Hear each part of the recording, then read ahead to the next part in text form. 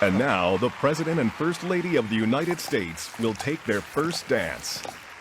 Ladies and gentlemen, the first couple, Donald and Melania Trump. That's enough. Put down the mic.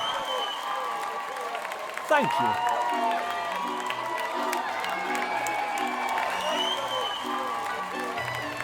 You are a rude, terrible person.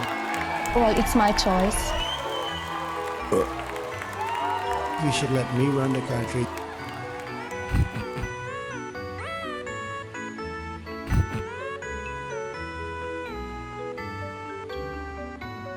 Barely moving, gasping for air. I don't think so. Let's reflect on our mistakes.